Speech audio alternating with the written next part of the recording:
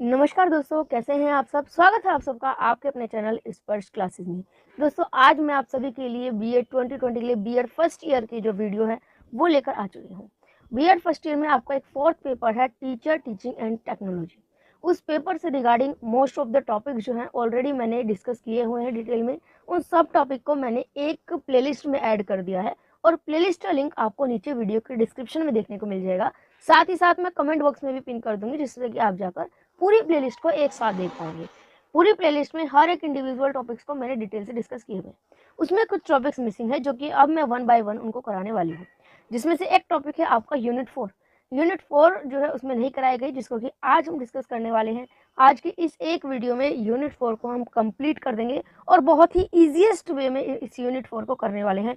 एक बात और, ये जो यूनिट 4 है ये मोस्ट इंपॉर्टेंट है आपके लॉन्ग आंसर टाइप क्वेश्चंस के पॉइंट ऑफ व्यू से। तो इसको जरूर पूरा प्रॉपर वे में देखिएगा, समझिएगा, और जहां अगर कोई डाउट रहे, समस्या रहे, तो आप कमेंट बॉक्स में हमें बता सकते हैं। तो चलिए ज्यादा समय न लेते हुए शुरू करेंगे आज की इस वीडियो को। दोस्तों, हमारी यह यूनिट है यूनिट 4, जिसका नाम है management of learning and teaching. यानी कि बच्चे जो लर्न कर रहे हैं, जो अधिगम कर रहे हैं, जो सीख रहे हैं, और एक टीचर जो पढ़ा रहे हैं, जो सिखा रहे हैं, जो टीचिंग कर रहे हैं।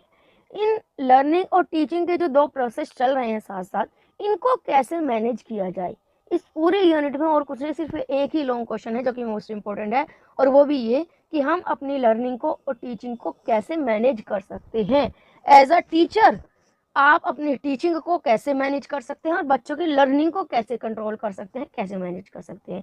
ये इस पूरी बात में, इस यूनिट में जो है, यही एक टॉपिक को डिस्कस किया गया है। तो चलिए इसको हम डिटेल से देखते हैं। आप यहाँ पर देख सकते हैं एक FW टेलर थे, जिन्होंने की प्रबंधन की या मैनेजमेंट की एक डेफिनेशन दी थी। क्या दिया था कि management is the art of knowing what you want to do in the best and cheapest way. यानी कि मैनेजमेंट एक वो कला है, वो आर्ट है, जो आपको ये बताते हैं कि आप किसी भी काम को सबसे बेस्ट तरीके से और सबसे कम खर्च में कैसे पूरा कर सकते हैं।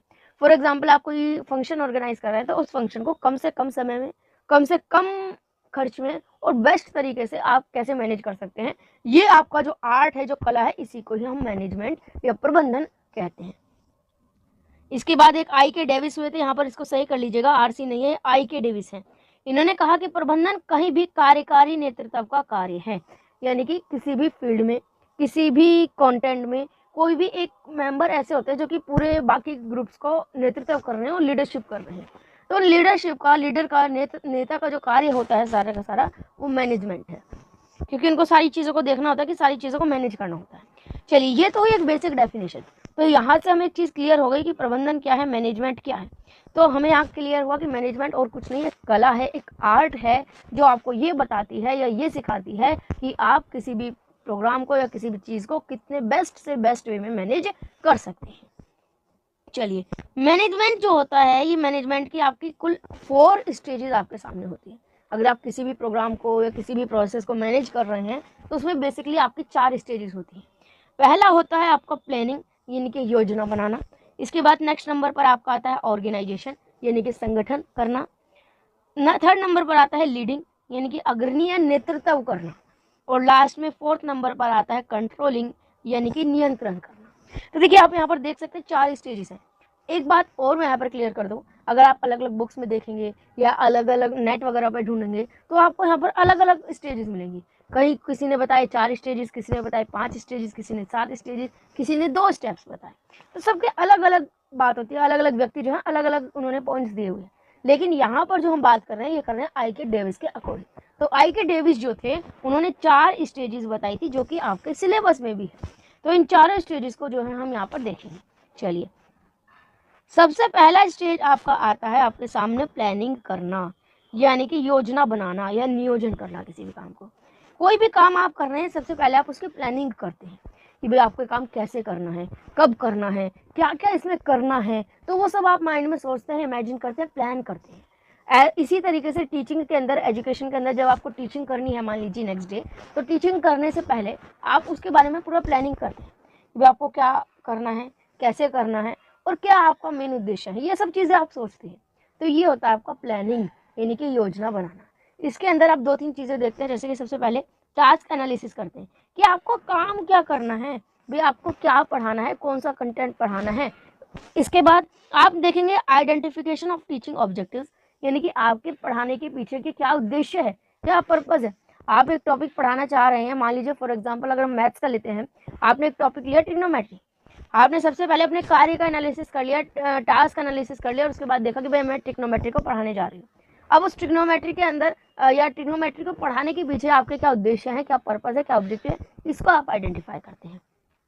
और उसके बाद थर्ड नंबर पर जो ये आपके ऑब्जेक्टिव्स हैं, जो उद्देश्य हैं, या जो आपने टीचिंग ऑब्जेक्टिव सिलेक्ट किए हैं, इनको आप एक बिहेवियरल टर्म में लिखते हैं, यानी कि व्यवहारिक तरीके से आप उसको एक सीक्वेंस में, डायरी में या नोट पैड में आप उसको लिख लेते हैं। जैसा कि आपका होता है लेसन प्लान। इसका एग्जाम्पल अगर मैं बताना चाहूँ तो वो होता है लेसन प्लान।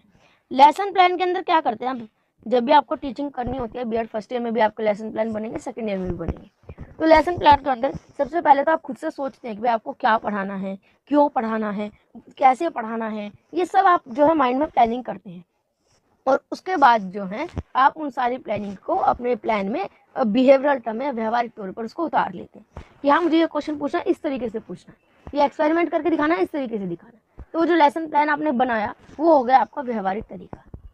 तो आई होप यहाँ तक आपको क्लियर हो गए होंगे 3 स्टेप। अभी इन तीनों को डिटेल से भी देखेंगे, पहले यहाँ पर बेसिक आगे का देख लेते हैं। नेक्स्ट नंबर पर आपका आ जाता है ऑर्गेनाइजेशन, यानी कि संगठन करना। आपने फर्स्ट स्टेप में यानी कि प्लानिंग में जो जो सोचा, जो प्लान किया, जो लेसन प्लान आपने बनाया, एग्जाम्पल के लिए सोचे तो जो लेसन प्लान आप बना रहे हैं, अब सेकंड स्टेप में आप उसको ऑर्गेनाइज करते हो। फॉर एग्जाम्पल आपने ट्रिग्नोमेट्री सोचा था, अब ट्रिग्नोमेट्री को सिखाने के लिए आपने कुछ ना कुछ टीचिंग एड्स सोचे होंगे, ठीक है। कोई हो सकता है आपने कोई मॉडल सोचा हो कि भाई मैं ये मॉडल बनाकर लेकर जा सकता हूँ, या कोई ऑब्जेक्ट सोचे हो, रियल ऑब्जेक्ट, कि जिसके थ्रू मैं ट्रिग्नोमेट्री को ज़्यादा बेहतर समझा पाऊंगा। ये किसी भी दूसरे टॉपिक्स को, उसके लिए जो टीचिंग एड्स आपने सोची, वो टीचिंग एड आपका चार्ट पेपर हो सकता है, आपका मॉडल हो सकता है, आपका कोई इमेज हो सकता है, आपकी कोई पीपीटी हो सकती है, एक्सेट्रा, कोई भी टीचिंग एड्स।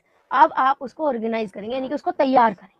मान लीजिए आपने सोचा कि भाई कल ट्रिग्नोमेट्री पढ़ानी है और वो पीपीटी के थ्रू पढ़ानी है, यानी कि पावर पॉइंट प्रेजेंटेशन के थ्रू। तब अब आप बैठकर जो है आराम से पीपीटी को रेडी करेंगे, उसको एक पेन ड्राइव में डालेंगे ताकि वो आप नेक्स्ट डे ले जाने के लिए तैयार करें। आप उस सारे कंटेंट को रेडी करेंगे।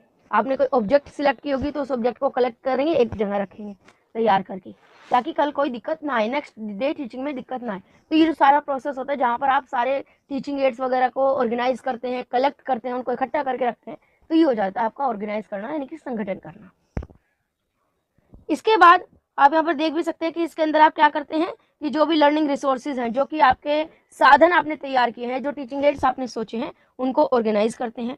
जो टीचिंग एक्टिविटीज वगैरह आपने सोची है कि हाँ मैं आप बच्चों से जो ये एक्टिविटी कराकर देख सकते हैं या ये एक्टिविटी कराकर देख सकते हैं, उन एक्टिविटीज को अब आप इम्प्लीमेंट कर देते हैं, यानी कि टीचिंग कर लेते हैं। ऑर्गेनाइजेशन के अंदर दोनों चीजें आ जाएंगी।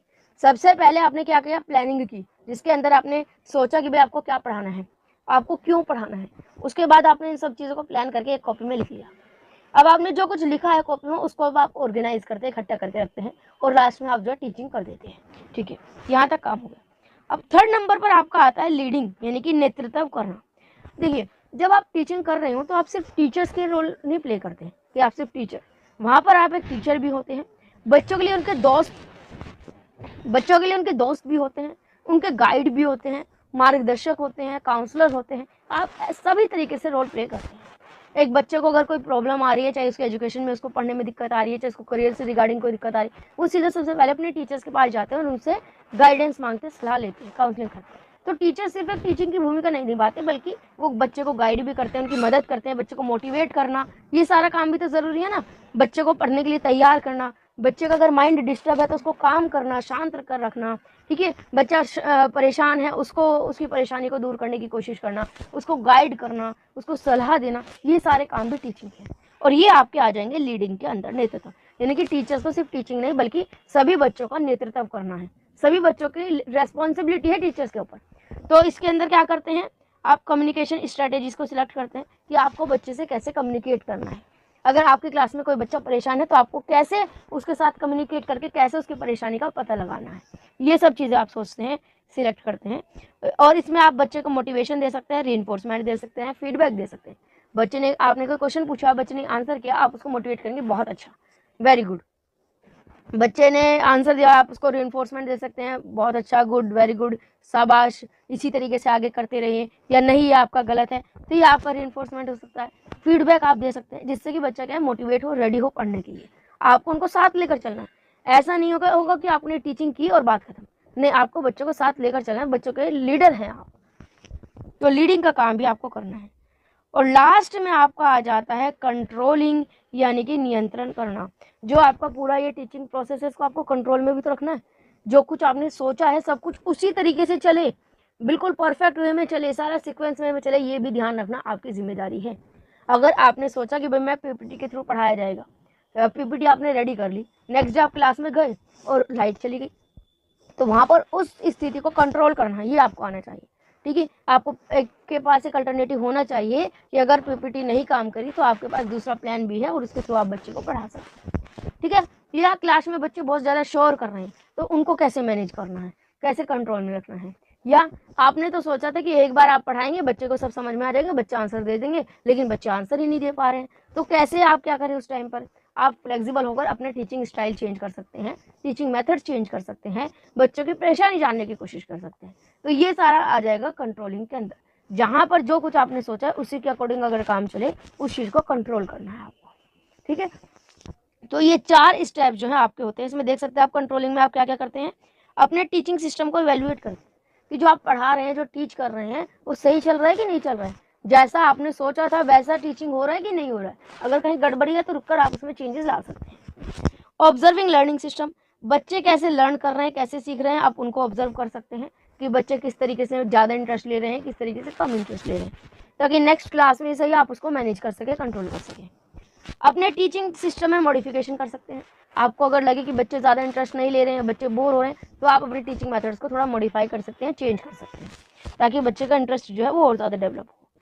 तो कुल मिलाकर यहाँ पर अगर इन सब का एक सारांश देना मैं चाहूँ, एक कंक्लूजन यहाँ पर देना चाहें, तो क्या हो सकता है कि इसमें आप सबसे पहले, जब मैनेजमेंट होता है टीचिंग लर्निंग का, सबसे पहला स्टेप आता है प्लानिंग, यानी कि योजना बनाना, जिसके अंदर आप सारा प्लानिंग करते हैं कि आपको क्या पढ़ाना है, क्यों पढ़ाना है, कैसे पढ़ाना है, उसको आप एक कॉपी में, डायरी में लिख देते हैं। सेकंड नंबर पर आता है ऑर्गेनाइजेशन, यानी कि संगठन करना। इसके अंदर जो कुछ आपने सोचा, जो टीचिंग मटेरियल आपने सोचे, जो टीचिंग एड्स आपने सोचे, उन सबको ऑर्गेनाइज करते हैं। और नेक्स्ट नंबर पर आप जो है टीचिंग करना शुरू कर देते हैं, यानी कि इम्प्लीमेंट कर देते हैं, चीज़ों को अप्लाई कर देते हैं। थर्ड नंबर पर आपका आता है लीडिंग, यानी कि नेतृत्व करना। अब आपको सिर्फ पढ़ाना नहीं है, पढ़ाने के साथ साथ आपको ये भी देखना है बच्चे भी अच्छी तरीके से पढ़ें, बच्चे रेडी हैं कि नहीं है। कोई ऐसा तो नहीं कि किसी के और काम में लग रहा है, किसी और सब्जेक्ट में लग रहा है, कि कोई बच्चा परेशान तो नहीं है। बच्चे को मोटिवेट करना, अगर किसी का कॉन्फिडेंस लो है, उसको कॉन्फिडेंस को गेन करना, बढ़ाना, ये सब भी आपकी जिम्मेदारी है एज अ लीडर। ठीक है, एज अ टीचर या एज अ लीडर। लास्ट में आपका आता है कंट्रोलिंग, कि आपने जो कुछ सोचा सब कुछ वैसा चल रहा है कि नहीं चल रहा है, स्मूथली चल रहा है कि नहीं चल रहा है। अगर कहीं कोई प्रॉब्लम है तो वहां पर आप अपने टीचिंग मेथड्स में चेंजेस ला सके, आप उसको मॉडिफाई कर सके, तो ये लास्ट का होता है। तो ये 4 स्टेप्स होते हैं जिसके थ्रू आप अपनी टीचिंग और बच्चों की लर्निंग को मैनेज कर सकते हैं, उसको कंट्रोल कर सकते हैं। अब यहाँ पे ये लॉन्ग आंसर में आएगा। ठीक है, पहला जो प्लानिंग वाला है ये ज़्यादा इंपॉर्टेंट है, इसको थोड़ा सा डिटेल में डिस्कस कर लेते हैं। जैसे प्लानिंग में मैंने आपको कहा कि टास्क एनालिसिस करते हैं सबसे पहले, यानी कि आपको क्या काम करना है। इसके अंदर आप कंटेंट देखेंगे कि भाई आपको क्या पढ़ाना है। मान लीजिए आपने सोच लिया कि भाई मुझे बच्चों को आज ट्रिग्नोमेट्री पढ़ाना है, या कोई भी अदर टॉपिक ले लिया। उसके बाद आप जॉब एनालिसिस, यानी कि आप करना क्या चाहते हैं। ठीक है, आप ये चाहते हैं कि ट्रिग्नोमेट्री का जो चैप्टर आज बच्चों को पूरी तरीके से समझ आ जाए। स्किल एनालिसिस, यानी कि क्या स्किल आप बच्चों में डेवलप करना चाहते हैं कि बच्चे को समझ भी आ जाए, साथ ही साथ इस नॉलेज को बच्चा रियल लाइफ में अप्लाई भी कर पाए, ये स्किल बच्चे में आ जाए। तो वो सब चीज़ें आप जो है सोच लेते हैं। इसके बाद अगर हम बात करें आइडेंटिफिकेशन ऑफ टीचिंग ऑब्जेक्टिव्स, कि ये देखना कि आपका उद्देश्य क्या है, ट्रिग्नोमेट्री पढ़ाने के पीछे आपका पर्पज़ क्या है, या कोई भी कंटेंट पढ़ाने के पीछे आपका पर्पज़ क्या है। तो 3 तरह के आपके पर्पज़ होते हैं। सबसे पहला तो होता है आपका कॉग्निटिव ऑब्जेक्टिव, यानी कि संज्ञानात्मक उद्देश्य, जो बच्चे के संज्ञान से जुड़े हुए होते हैं, जो बच्चे के मेंटल डेवलपमेंट से जुड़े हुए होते हैं, मेंटल डेवलपमेंट। इसके बाद आता है अफेक्टिव डोमेन, यानी कि प्रभावात्मक उद्देश्य, कि बच्चे पर इसका क्या प्रभाव पड़ रहा है, बच्चे का एटीट्यूड पर क्या इफेक्ट पड़ रहा है। और लास्ट में आता है साइकोमोटर ऑब्जेक्टिव, यानी कि क्रियात्मक उद्देश्य। ठीक है, तो इनको देखते हैं तीनों को। सबसे पहले अगर संज्ञानात्मक उद्देश्य की बात करें तो कोई भी टॉपिक को पढ़ाने के पीछे आपका ये उद्देश्य होता है कि बच्चे में उसकी नॉलेज डेवलप हो जाए, ज्ञान बच्चे को उसका मिल जाए। इसके बाद आपका उद्देश्य ये होता है कि बच्चे को उस टॉपिक के प्रति समझ यानी कि कंप्रहेंशन भी डेवलप हो जाए, समझ डेवलप हो जाए, बच्चा उस टॉपिक को सिर्फ नॉलेज ही ना ले बल्कि साथ साथ उसको समझे। अब आप ये भी चाहेंगे कि बच्चा उस कंटेंट की नॉलेज भी बच्चे को मिले, बच्चा उसको समझे भी, साथ साथ उसको रियल लाइफ में अप्लाई भी कर सके, उसका इस्तेमाल कर सके, उसका प्रयोग कर सके रियल लाइफ में। इसके बाद आप सोचेंगे कि बच्चा एनालिसिस कर सके, विश्लेषण कर सके, सिंथेसिस कर सके यानी कि संश्लेषण कर सके, और लास्ट में इवेल्युएट कर सके, मूल्यांकन कर सके। अब यहाँ पर दो वर्ड आए हैं, एक तो आया है एनालिसिस और एक आया है सिंथेसिस। इन दोनों का क्या मतलब होता है, इन दोनों को देख लेंगे। सबसे पहले अगर हम बात करें एनालिसिस की,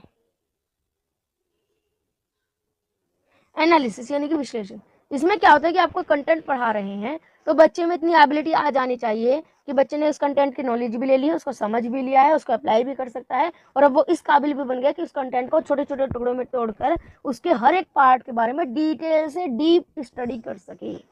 फॉर एग्जाम्पल, आपने बच्चे को माइक्रो टीचिंग सिखाई कि माइक्रो टीचिंग क्या होती है, कैसे होती है। अब बच्चा उसको छोटे छोटे टुकड़ों में डिवाइड कर लिया, इंट्रोडक्शन स्किल अलग कर ली, आपका एक्सप्लेनेशन स्किल अलग कर ली, आपका इंट्रोडक्शन एक्सप्लेनेटरी स्किल अलग कर ली, आपका क्वेश्चनिंग स्किल अलग कर ली, और हर एक स्किल पे डिटेल से डिस्कस कर सके, इतनी एबिलिटी होनी चाहिए। सेकंड नंबर पर आता है सिंथेसिस यानी कि संश्लेषण करना।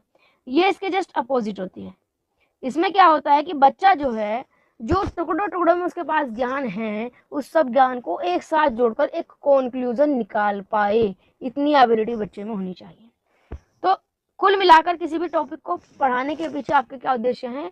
क्या उद्देश्य? सबसे पहला कि बच्चे को उसकी नॉलेज मिले, दूसरा कि बच्चे को उसकी समझ मिले, बच्चा उसको समझ सके, तीसरा बच्चा उस ज्ञान को, उस टॉपिक कंटेंट को रियल लाइफ में यूज कर सके, चौथा बच्चा उसको टुकड़ों टुकड़ों में तोड़कर अलग अलग डिटेल में डीप स्टडी कर सके, पांचवा कि बच्चा जो टुकड़ों टुकड़ों में नॉलेज है उसको एक साथ इकट्ठा करके कंक्लूजन निकाल सके, कि अपना एक पॉइंट ऑफ व्यू दे सके, और लास्ट में बच्चा इवेल्युएट कर सके कि उसको कितना सीखा है उसने और क्या नहीं सीखा, क्या कमी रह गई है उसके सीखने में, वो सब चीज इवेल्युएट कर सके। इसके बाद जब बच्चा इतना एबल हो जाएगा तो उसके एटीट्यूड पर क्या फर्क पड़ेगा, उसकी पर्सनैलिटी पर क्या फर्क पड़ेगा कि बच्चा जो है नई इन्फॉर्मेशन को आराम से रिसीव कर पाएगा, बच्चे की रिसीविंग एबिलिटी जो है वो डेवलप हो जाएगी, कोई भी नई इन्फॉर्मेशन को प्राप्त करने की क्षमता। बच्चा कोई सी भी नई इन्फॉर्मेशन पे जल्दी रिस्पॉन्स करेगा, प्रतिक्रिया जल्दी देगा, बच्चा चीज़ों को वैल्यू करना सीखेगा, कंसेप्ट बनाना सीख सकता है, संकल्पना करना, कंसेप्चुलाइजेशन एक तरीके से आप कह सकते हैं एब्स्ट्रैक्ट थिंकिंग, अमूर्त रूप से सोचना। थोड़ा ये साफ इसका नहीं लिखा जा रहा है, एक सेकंड रुकिएगा, इसका स्केच छोटा कर देते हैं। हाँ, तो कंसेप्चुलाइजेशन क्या है आपका? एब्स्ट्रैक्ट थिंकिंग, अमूर्त रूप से सोचना यानी कि इमेजिन करना। बच्चा जो है यहाँ पर बच्चे का इतना एबिलिटी हो जाती है, बच्चा अपने आप से इमेजिनेशन करना शुरू कर देता है, नए नए क्रिएटिव थिंकिंग आइडियाज बच्चे में आने शुरू हो जाते हैं, बच्चा चीज़ों को ऑर्गेनाइज कर पाता है, संगठन कर पाता है, और उनकी विशेषता का बता पाता है, कैरेक्टराइजेशन कर पाता है कि हाँ इसमें ये खासियत है, इसमें ये खासियत है, इसके ये फायदे हैं, ये नुकसान है। और लास्ट में साइकोमोटर के अगर क्या बताएं उद्देश्य क्या होते हैं, तो परसेप्शन के बच्चे में परसेप्शन बन सके, धारणा बन सके, बच्चा किसी भी पॉइंट ऑफ व्यू अपना एक, कुल मिलाकर कह सकते हैं कि बच्चे का सोच बन सके। परसेप्शन को आप कह सकते हैं स्कीमा, यानी कि जो इन्फॉर्मेशन बच्चे को मिली वो बच्चा स्कीमा की तरह अपने एक पॉइंट ऑफ व्यू की तरह अपने ब्रेन में स्टोर कर सके, उसको सेट कर सके, उसके अकॉर्डिंग बच्चा जो है रेस्पॉन्स दे सके, बच्चे का मैकेनिज्म रेडी हो सके। ठीक है, ये इतना ज़्यादा यूज़ नहीं है इसलिए मैं इसको जल्दी जल्दी बता रही हूँ कि इसमें क्या होता है कि बच्चा स्कीमा रेडी कर पाए, अपने सारी नॉलेज को, इन्फॉर्मेशन को ब्रेन में स्टोर कर पाए, उसको सेट कर पाए, उसके अकॉर्डिंग रेस्पॉन्स दे पाए, प्रतिक्रिया दे पाए, बच्चे का जो ब्रेन का काम करना होता है वो काम कर पाए, वो मैकेनिज्म अच्छे से चल पाए। ठीक है, बच्चा एक सही तरीके से प्रतिक्रिया दे सके कॉम्प्लेक्स चीज़ों में, जो जटिल चीज़ें होती है, हार्ड क्वेश्चन होते हैं, जटिल प्रॉब्लम होती है, उनमें बच्चा रेस्पॉन्स दे पाए। तो ये कुल मिलाकर उद्देश्य होते हैं। अब हमने देख लिया कि हमारे इस टॉपिक को पढ़ाने के पीछे क्या उद्देश्य है। लास्ट में हम उन सभी उद्देश्यों का बिहेवियरल ट्रम यानी कि लेसन प्लान बना देते हैं। लेसन प्लान बनाने के आपके 3-4 अप्रोचेज होते हैं, कई अप्रोचेज होती है वैसे तो, यहाँ पर मेन 3 है। एक तो होती है आपकी मेगर्स स्कीम, एक होती है आपकी मिलर्स स्कीम, और एक होती है RCEM अप्रोच या RCEM स्कीम, एक ही बात है। ये RCEM अप्रोच जो है आप फर्स्ट ईयर में इसी के अकॉर्डिंग लेसन प्लान बनाते हैं, ठीक है। इनके बारे में डिटेल से जानने की आपको ज़रूरत नहीं है, आपके सिलेबस में नहीं है, अलग से आपका पूछा नहीं जाता है। बस आप ये ध्यान रखिए जो लेसन प्लान आप बना रहे हैं वो RCM के अकॉर्डिंग बना रहे हैं। अब RCM क्या होता है क्या नहीं उसके बारे में जानने की आपको ज़रूरत नहीं है। तो यहाँ पर आप देख सकते हैं कि पूरा जो ये यूनिट 4 था इसके अंदर यही सब कुछ है। सिर्फ एक डायरेक्ट क्वेश्चन आपसे पूछा जाता है कि what do you mean by management of learning and teaching, यानी कि शिक्षण और अधिगम के प्रबंधन से आप क्या समझते हैं इसके बारे में डिटेल से बताइए। तो ये आपका पूछा जा सकता है। आप यहाँ पर अलग अलग चारों स्टेप्स को दिखाकर ये चार्ट में शो कर अलग अलग हेडिंग वाइज जो है यहाँ पर मेंशन कर सकते हैं, तो आपका आंसर जो है वो पूरा हो जाएगा। कुछ कुछ जो मैंने यहाँ पर एक्सप्लेन किया है उसको भी आप अपनी लैंग्वेज में यहाँ पर बता सकते हैं। आई होप आप सभी को ये टॉपिक जो है क्लियर हो गया होगा। रिवाइज अगर करने की बात करें तो किसी भी चीज़ को मैनेज करने के लिए, स्पेशली टीचिंग को मैनेज करने के लिए, सबसे पहले आप प्लानिंग करते हैं कि आपको क्या पढ़ाना है, क्यों पढ़ाना है, उसको आप एक डायरी में लिख लेते हैं। इसके बाद आप जो है ऑर्गेनाइज करते हैं, जो कुछ आपने सोचा उसको सब इकट्ठा कर लेते हैं, संगठन कर लेते हैं और टीचिंग कर लेते हैं। थर्ड नंबर पर आप बच्चों को लीड करते हैं, उनको मोटिवेट करते हैं, रिइंफोर्समेंट देते हैं, फीडबैक देते हैं और लास्ट में अपनी टीचिंग को कंट्रोल करने की कोशिश करते हैं। तो 4 स्टेप्स आपके होते हैं। आई होप आपको टॉपिक बिल्कुल क्लियर हो गया होगा। कोई भी डाउट हो, कोई समस्या हो, टॉपिक कैसा लगा कमेंट बॉक्स में करके ज़रूर बताइएगा। मिलते हैं आने वाली वीडियो में। इस वीडियो को ज़्यादा से ज़्यादा दोस्तों तक शेयर कीजिएगा और इसी तरह की और वीडियोज़ को पाने के लिए चैनल को सब्सक्राइब कर बेल आइकन को प्रेस करना ना भूलें। आज के लिए बस इतना ही, मिलते हैं आने वाली वीडियो में।